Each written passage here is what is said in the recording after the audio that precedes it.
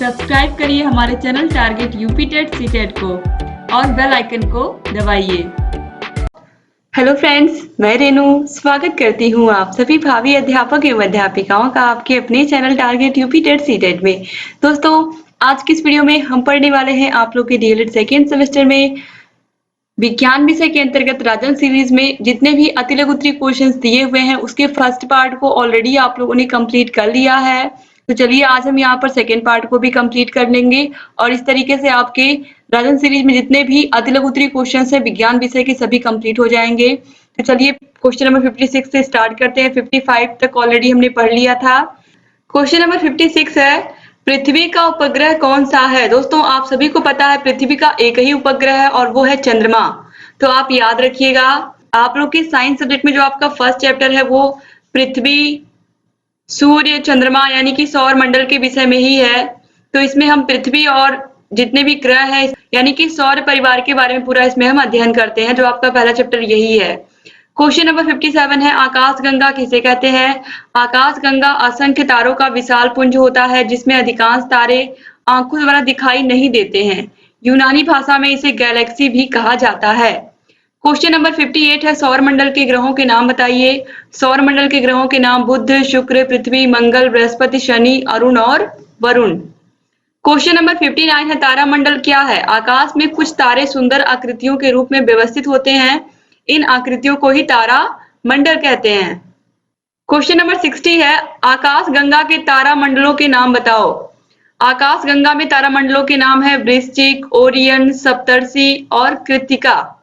Question number 61 है, छाया क्या है? जब किसी अपारदर्शी वस्तु को प्रकाश जाने वाले मार्ग में रख दिया जाता है तो वस्तु प्रकाश को आर पार से रोक देती है जिसे वस्तु के दूसरी ओर प्रकाशहीन क्षेत्र बन जाता है। इसी प्रकाशहीन क्षेत्र को हम वस्तु की छाया कहते हैं। यानी कि ये प्रैक्टिकल तो कोई भी कर सकता है। आप धूप में खड़े हो जाइए तो आप देखोगे कि जहां पर आपने प्रकाश की किरणों को रोक दिया है वहां पर आपकी छाया दिखती है जमीन पर बनी हुई। तो इसे यहाँ पर देखिए। इसके बाद अगला क्वेश्चन नंबर 62, सूर्य ग्रहण किसे कहते हैं? अमावस्या के दिन सूर्य और पृथ्वी के मध्य में चंद्रमा आ जाता है। सूर्य और पृथ्वी के मध्य में जब चंद्रमा आ जाता है और चंद्रमा की छाया पृथ्वी पर पड़ने लगती है तो इस स्थिति को क्या कहते हैं? सूर्य ग्रहण कहते हैं। यानी कि सूर्य ग्रहण में क्या होता है कि सूर्य और पृथ्वी के बीच में चंद्रमा आ जाता है, जबकि चंद्र ग्रहण में क्या होता है? सूर्य और चंद्रमा के बीच में पृथ्वी आ जाती है। तो सूर्य ग्रहण किस दिन होता है? अमावस्या के दिन होता है और चंद्र ग्रहण पूर्णिमा के दिन होता है। ये क्वेश्चन आप याद रखिएगा। आपके सामाजिक अध्ययन विषय में भी जितने भी क्वेश्चन आपके यहाँ पर आप देखोगे सेम यही क्वेश्चन आपको सामाजिक अध्ययन विषय में भी मिलेंगे। क्वेश्चन नंबर 63 है, चंद्र ग्रहण कब पड़ता है? पूर्णिमा के दिन जब सूर्य और चंद्रमा के मध्य पृथ्वी आ जाती है तो चंद्र ग्रहण होता है। क्वेश्चन नंबर 64 है, फसल किसे कहते हैं? एक विस्तृत क्षेत्र पर उगाए गए एक ही जाति के पौधे के समूह को क्या कहते हैं? फसल कहते हैं। जैसे कि गन्ने की फसल हुई, गेहूं की, धान की, ठीक है। इसके बाद क्वेश्चन नंबर 65 है, फसल कितने प्रकार की होती है? तो फसलें 3 प्रकार की होती हैं, खरीफ की फसल, रबी की फसल और जायद की फसल। क्वेश्चन नंबर 66 है, सिंचाई की प्रमुख विधियां कौन कौन सी हैं? तो सिंचाई की जितनी भी विधियां होती हैं ऑलरेडी मैंने क्लासेस में आप लोगों को पढ़ाया है, हैंड रिटन नोट्स के माध्यम से आपको पता भी है। जिन भी प्रशिक्षुओं ने क्लासेस अटेंड की हैं, प्रवाह विधि, क्यारी विधि, कूड़ विधि, वलय विधि, बार्ड विधि और ड्रिप विधि। क्वेश्चन नंबर 67 है, कृषि के प्रमुख यंत्रों के नाम बताइए। कृषि में, खेती में कौन कौन से यंत्र प्रयोग किए जाते हैं? तो बहुत से हल प्रयोग किए जाते हैं। कृषि में प्रमुख यंत्र है हल, पटेला, बखर, रेक, फावड़ा, tractor, harrow, cultivator, dibbler. Question number 68 है, मृदा अपरदन क्या है? मृदा के एक स्थान से दूसरे स्थान पर हट जाने को ही क्या कहते हैं? मृदा अपरदन कहते हैं। और सबसे अधिक मृदा अपरदन कब होता है? बाढ़ के समय में होता है। उपजाऊ मिट्टी क्या होती है? बह जाती है। जब बारिश के मौसम में बहुत तेज बारिश होती है या बाढ़ आ जाती है तो उस जगह की उपजाऊ मिट्टी बह जाती है बाढ़ के माध्यम से। क्वेश्चन नंबर 69 है, बीज बोने की प्रमुख तथा प्राचीन विधि कौन सी है? तो हाथ से छिटकवा विधि। क्वेश्चन नंबर 70 है, कार्य किस प्रकार की राशि है? तो कार्य एक अदिश राशि है, इसमें दिशा नहीं होती है। क्वेश्चन नंबर 71 है, एमकेएस पद्धति में कार्य का मात्रक क्या होता है? तो एमकेएस पद्धति में कार्य का मात्रक जूल होता है। क्वेश्चन नंबर 72 है बल किसे कहा जाता है? किसी पदार्थ को करने में जिस ऊर्जा का प्रयोग किया जाता है उसे बल कहते हैं, या किसी कार्य को करने के लिए जब हम ऊर्जा का प्रयोग करते हैं तो उसी ऊर्जा को हम क्या कहते हैं? बल कहते हैं। या किसी वस्तु को एक स्थान से दूसरे स्थान पर पहुंचाने के लिए जिस बल का हम प्रयोग करते हैं, जिस ऊर्जा का हम प्रयोग करते हैं उसे ही हम क्या कहते हैं? बल कहते हैं। क्वेश्चन नंबर 73 है परिवहन के साधन मुख्य रूप से किस पर निर्भर करते हैं? परिवहन के साधन पेट्रोलियम उत्पादों पर निर्भर करते हैं, पेट्रोल, डीजल, ये सभी चीजें। क्वेश्चन नंबर 74 है विद्युत ऊर्जा का उपयोग कहाँ होता है? तो दोस्तों विद्युत ऊर्जा का उपयोग पंखा, मशीनों, फ्रिज, टीवी, कूलर आदि के चलाने में किया जाता है। आप सभी को पता है कि विद्युत ऊर्जा का उपयोग बहुत सारी चीजों को करने में होता है। क्वेश्चन नंबर 75 है बायोगैस से क्या आशय है? गोबर गैस प्लांट से उत्पन्न गैस से बायोगैस बनाई जाती है, जिससे जिस तरीके से हम एलपीजी सिलेंडर से खाना बनाते हैं वैसे ही हम बायोगैस से भी खाना पका सकते हैं, उसकी ऊर्जा से कुछ भी कर सकते हैं, जो भी चीजें हम करना चाहें। क्वेश्चन नंबर 76 है ऊर्जा के सीमित स्रोत अनवीकरणीय स्रोत कौन कौन से हैं? ऊर्जा के सीमित स्रोत मैंने ऑलरेडी बताया है आप लोगों को फर्स्ट पार्ट में कि ऐसे स्रोत जो कभी भी खत्म हो सकते हैं, जैसे कि पेट्रोल हुआ, डीजल हुआ, कोयला हुआ, एलपीजी गैस हुआ, ये सभी चीजें कभी भी समाप्त हो सकती हैं। तो ऊर्जा के ऐसे स्रोत जिन्हें पुनः प्राप्त नहीं किया जा सकता, एक बार समाप्त हो गए तो फिर समझिए समाप्त ही हो गए, जैसे कि पत्थर का कोयला, पेट्रोलियम उत्पाद ऊर्जा के सीमित स्रोत कहलाते हैं। क्वेश्चन नंबर 77 आसवन विधि का उपयोग किस कार्य में किया जाता है? तो पेट्रोलियम से मिट्टी का तेल, पेट्रोल, डीजल आदि को निर्मित करने में आसवन विधि को अपनाया जाता है। क्वेश्चन नंबर 78 है जीवाश्म ईंधन किसे कहते हैं? कोयला तथा पेट्रोलियम को जीवाश्म ईंधन कहते हैं। कोयला और पेट्रोलियम को क्या कहते हैं? जीवाश्म ईंधन कहते हैं। क्वेश्चन नंबर 79 है ऊर्जा के असीमित स्रोत नवीकरणीय स्रोत कौन कौन से हैं? असीमित स्रोत ऊर्जा के कौन कौन से हैं आपको अच्छे से पता है। ऊर्जा के असीमित स्रोतों में सबसे पहले पवन ऊर्जा, जल ऊर्जा, बायोगैस या सूर्य, ये सब पुनः प्राप्त होने वाली ऊर्जा के असीमित स्रोत हैं, यानी कि ये कभी नहीं खत्म होंगे, इनको आप जितना मन करे आप उतना उपयोग करिए। क्वेश्चन नंबर 80 है रुधिर को ऊर्जा कहां से प्राप्त होती है? तो रुधिर को ऊर्जा भोजन से प्राप्त होती है।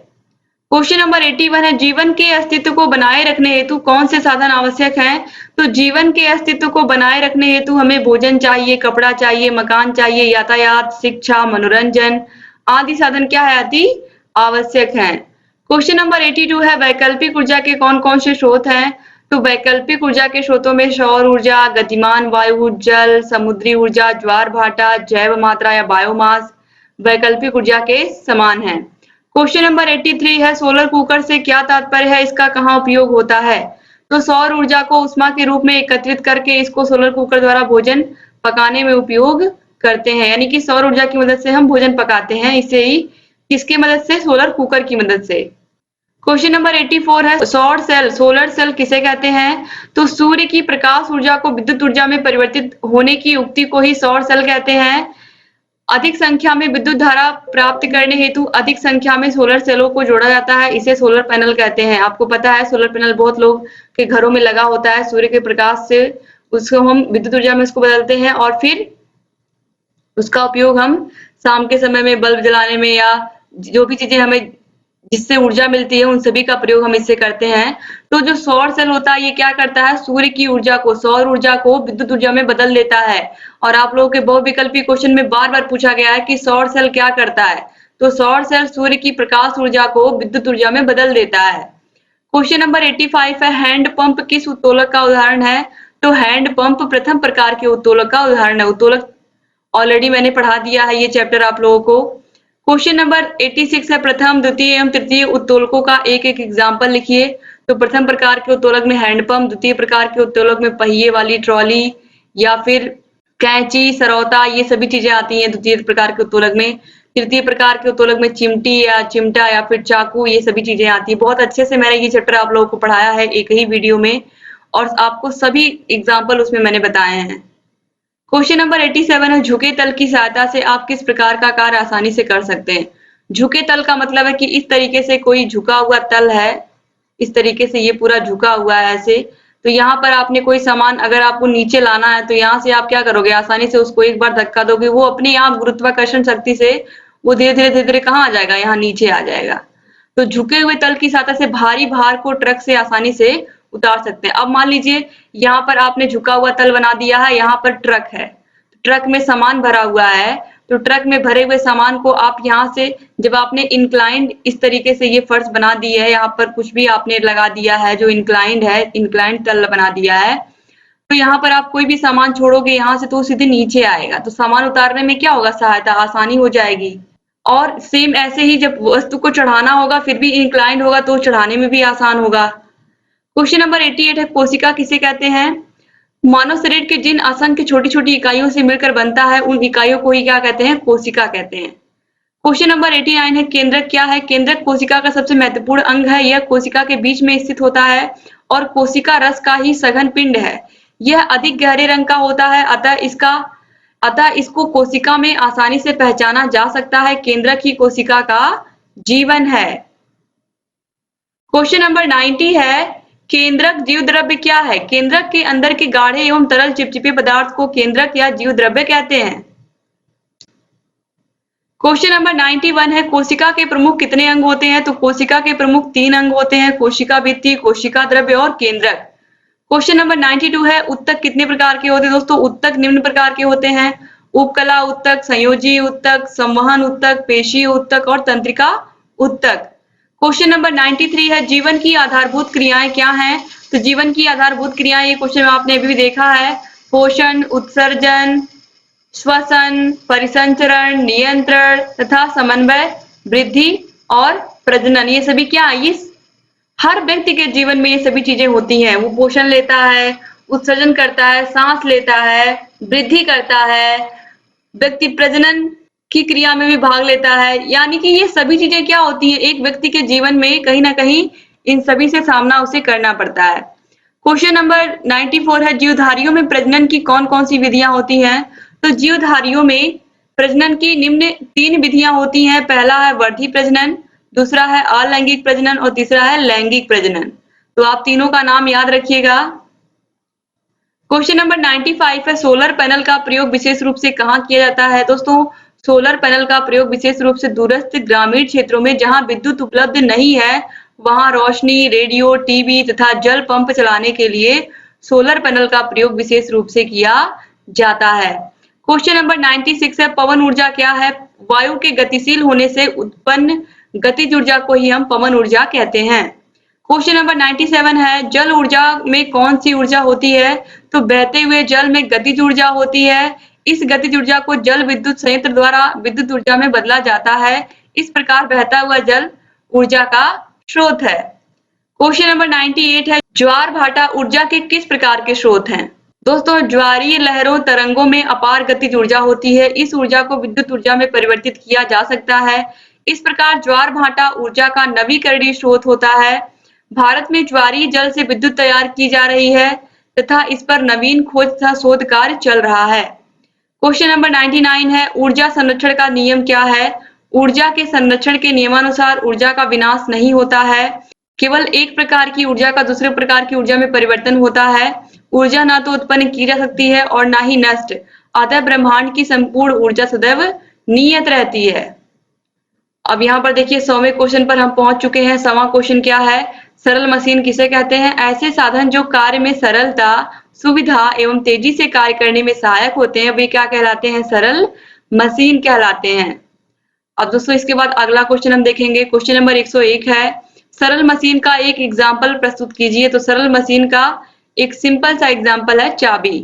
क्वेश्चन नंबर 102 है, सरल मशीन के प्रकार बताइए। दोस्तों सरल मशीन निम्न प्रकार की होती है, उत्तोलक, पेंच, घिरनी, झुकातल, पहिया और धुरी। क्वेश्चन नंबर 103 है, घिरनी क्या है? घिरनी एक सरल मशीन है, यह चल एवं अचल दोनों तरह व्यवस्थित हो सकती है। क्वेश्चन नंबर 104 है, विटामिन डी का रासायनिक नाम लिखिए। इसकी कमी से शरीर में कौन से रोग होते हैं? किस विटामिन का रासायनिक नाम क्या है? इसको मैंने ट्रिक के माध्यम से आप लोगों को ऑलरेडी पढ़ाया हुआ है। जीवाणुओं से होने वाले रोग, विषाणुओं से होने वाले रोग, विटामिन के रासायनिक नामों को कैसे हम ट्रिक के माध्यम से याद रखें, ये सभी मैंने आप लोगों के क्लासेस में पढ़ाया है साइंस विषय के बहुत ही अच्छे से। अगर आपने अभी तक क्लासेस नहीं अटेंड किए तो दोस्तों प्लीज आप लोग अटेंड कर लीजिए। यहाँ पर आपको आई बटन दिख रहा होगा, आई बटन पर आप क्लिक करोगे, अब तक जितने भी वीडियोज हमने बनाए हैं आपको हर एक वीडियो मिल जाएगी। यहाँ पर हर एक वीडियो का आपको लिंक मिल जाएगा। हर एक विषय का, आप किसी भी विषय को कहीं से भी आप हमारे चैनल से पढ़ सकते हो। अगर आप केवल और केवल हमारे चैनल से पढ़ के जाते हो दोस्तों अपने सभी सब्जेक्ट को, तो मैं बहुत ईमानदारी से आपको बता रही हूँ कि आपके बहुत अच्छे नंबर आएंगे। इसका रीजन ये है कि हम लोगों ने इतनी प्रैक्टिस आप लोगों की करवा दी है। आप लोगों के सभी विषयों के सबसे पहले तो हमने हैंड रिटन नोट्स बनवा दिए हैं। अब हैंड रिटन नोट्स बनवाने के बाद हमने क्या किया है आपको पता है। इसके बाद हमने सभी विषयों के इंपॉर्टेंट क्वेश्चंस करवा दिए हैं चैप्टर वाइज। उसके बाद हम पवन सीरीज पढ़ा रहे हैं, रजन सीरीज पढ़ा रहे हैं कंप्लीटली, चाहे बहुविकल्पी क्वेश्चन हो चाहे अतिलघु उत्तरीय क्वेश्चन हो। हम previous year question paper solve करवा रहे हैं। अगर आप इतनी सारी चीजें सारे वीडियोस पढ़ करके जाते हो तो आपका कॉन्सेप्ट इतना क्लियर रहेगा कि आपका कोई भी क्वेश्चन एग्जाम में छूटेगा ही नहीं। और जब आपका कोई भी क्वेश्चन एग्जाम में छूटेगा ही नहीं तो डेफिनेटली अच्छे ही मार्क्स आपके आएंगे। तो इसलिए आपको क्या करना है, आपको अपनी बेस्ट तैयारी करनी है हमारे चैनल से। और आपको जहां कहीं भी कोई भी समस्या है आपको हमसे पूछना है। आपको सभी प्रकार की सुविधाएं हम देंगे, सभी प्रकार से आपको जहां कहीं भी कोई भी प्रॉब्लम है आपकी सभी समस्याओं का हम समाधान करेंगे। बस आपको ऐसे ही सभी वीडियोस को पढ़ते रहना है और अपनी सभी समस्याओं को हमसे बताते रहना है। दोस्तों अब चलिए यहाँ पर हम आगे देख लेते हैं। आपको जहां कहीं भी दिक्कत हो हमसे बताइए दोस्तों। और आपको सभी विषयों की लिंक आपको कमेंट बॉक्स में भी मिल जाएगी। इसके अलावा डिस्क्रिप्शन बॉक्स में भी सभी विषयों की लिंक मिल जाएगी। तो क्वेश्चन नंबर 104 में देखिए डी का रासायनिक नाम पूछा है। दोस्तों विटामिन डी का रासायनिक नाम होता है कैल्सीफेरॉल और इससे रोग होता है सूखा रोग। क्वेश्चन नंबर 105 है बेकिंग सोडा का रासायनिक सूत्र क्या होता है। बेकिंग सोडा का रासायनिक सूत्र होता है NaSCO3। उपयोग क्या होता है इसका, उपयोग भी पूछा है। त्वचा को गोरा बनाने के लिए, त्वचा को नमी मुक्त रखने के लिए, खाद्य पदार्थ में खमीर उत्पन्न करने के लिए, केक के लिए और ब्लीचिंग एजेंट के लिए। केक में अक्सर बेकिंग सोडा डाला जाता है ताकि वो क्या हो थोड़ा सा फूल जाए। क्वेश्चन नंबर 106 है जल में घुलनशील विटामिन, वसा में घुलनशील विटामिन। इसको भी मैंने एग्जाम्पल के माध्यम से आपको बताया है। तो चलिए यहाँ पर देखते हैं जल में घुलनशील विटामिन और वसा में घुलनशील विटामिन। देखिए दोस्तों जल में घुलनशील vitamin vitamin C, vitamin B और विटामिन बी के जितने भी कॉम्प्लेक्स हैं vitamin B1, B2, B3, B5, B6, B9, B12 ये सभी क्या है, सभी जल में घुलनशील है। तो विटामिन बी और विटामिन सी ये दोनों ही क्या है, जल में घुलनशील है। अब वसा में घुलनशील बचे हुए कौन कौन से विटामिन है, ए है, डी है, ई है और के है। ये चारों किसमें घुलनशील है, ये चारों वसा में घुलनशील है। और बहुत ही अच्छे से मैंने आप लोगों के राजन सीरीज में बहुत ही अच्छे से बहुविकल्पी क्वेश्चंस में एग्जांपल के माध्यम से समझाया भी है इसको। क्वेश्चन नंबर 107 है घड़ी में चाबी भरने पर स्प्रिंग में ऊर्जा किस रूप में एकत्रित हो जाती है। जब हम घड़ी में चाबी भरते हैं तो ये जो ऊर्जा होती है स्प्रिंग में ये स्थितिज ऊर्जा के रूप में एकत्रित होती है और धीरे धीरे यही ऊर्जा चाबी भरने के बाद गतिज ऊर्जा के रूप में चलती है, जिसकी वजह से क्या होती है, घड़ी धीरे धीरे चलती है। 2019 में देखिए क्वेश्चन पूछा गया है।